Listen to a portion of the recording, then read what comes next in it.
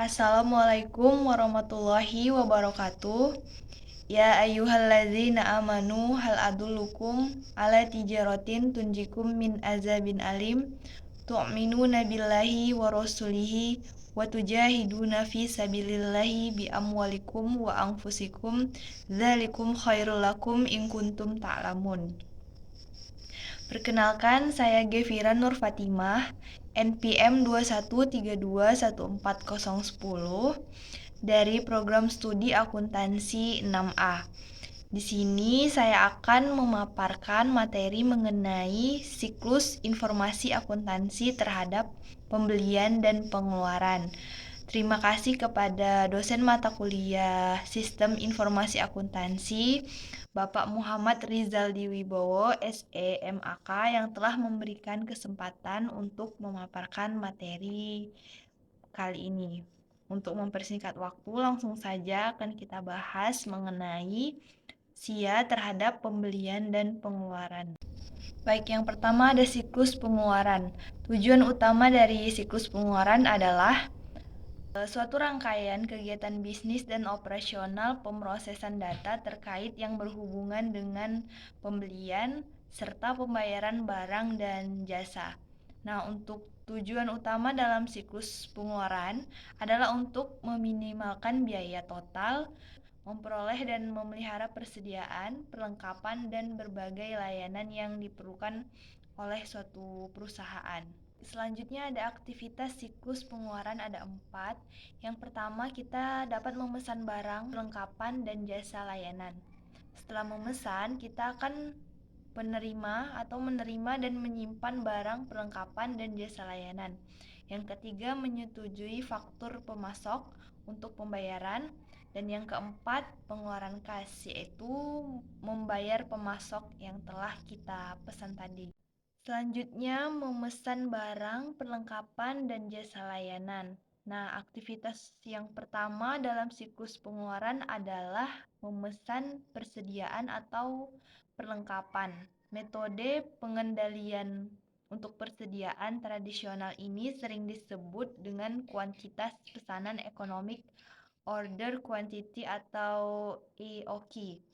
Nah, ada beberapa pendekatan. Pendekatan ini didasarkan pada perhitungan jumlah optimal pesanan untuk meminimalkan jumlah biaya pesanan, penggunaan, dan kekurangan persediaan. Jadi, kita memastikan bahwa barang yang dibeli itu nantinya sesuai dengan rutinitas pesanan yang sering terjadi gitu.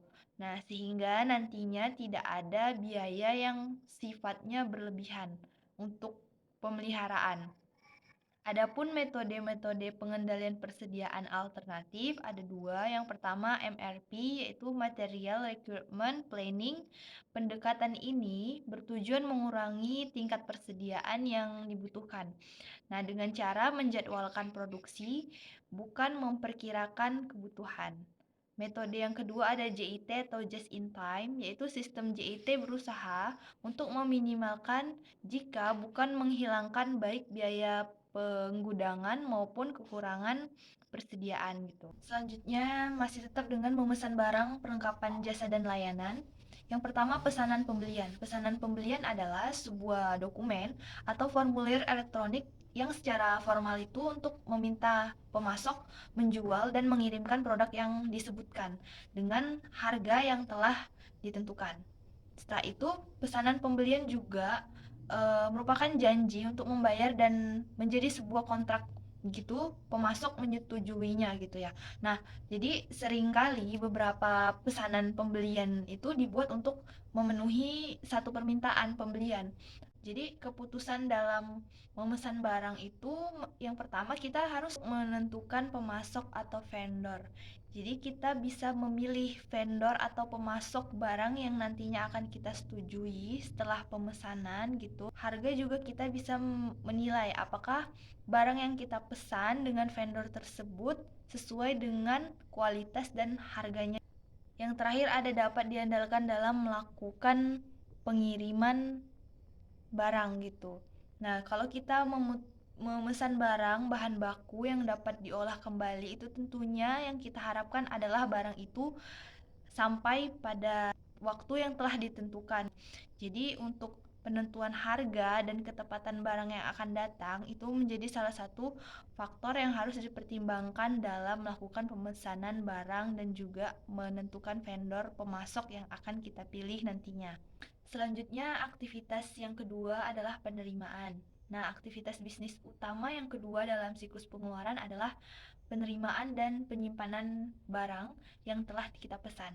Jadi yang pertama ada laporan penerimaan. Laporan penerimaan adalah dokumen utama yang digunakan dalam subsistem penerimaan dalam siklus pengeluaran. Jadi laporan ini mendokumentasikan rincian mengenai setiap kiriman termasuk dari tanggal penerimaan, pengiriman, pemasok, dan nomor pesanan pembelian. Yang kedua ada bagian penerimaan, itu mempunyai dua tanggung jawab utama.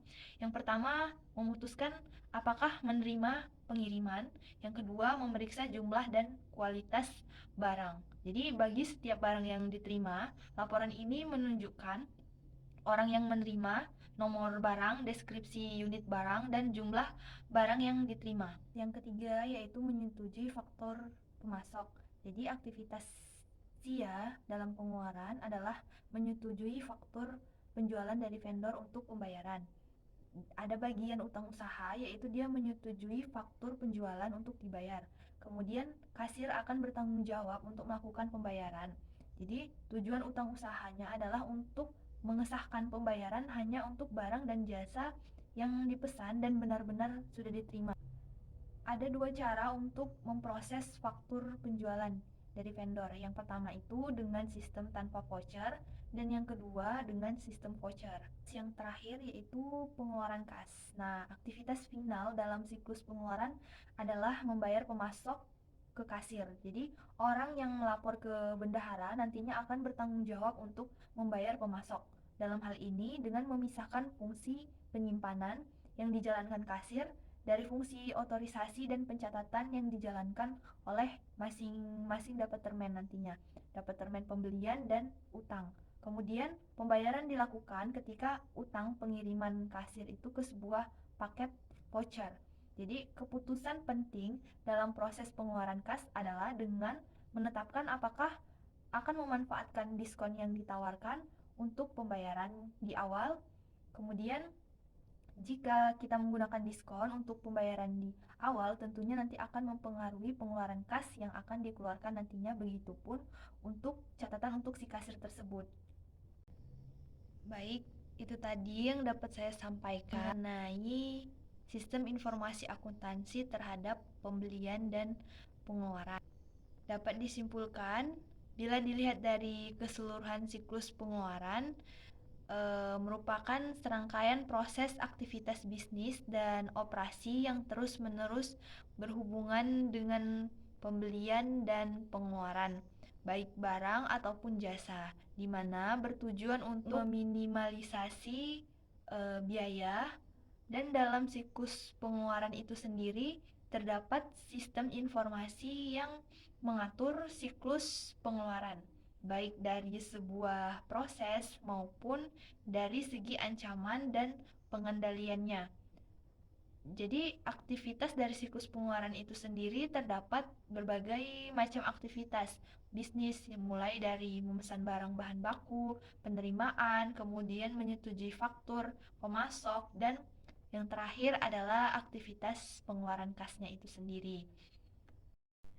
Sekian pemaparan materi mengenai sistem informasi akuntansi terhadap pembelian dan pengeluaran. Semoga pemaparan materinya bermanfaat buat teman-teman semua. Saya akhiri. Wassalamualaikum warahmatullahi wabarakatuh.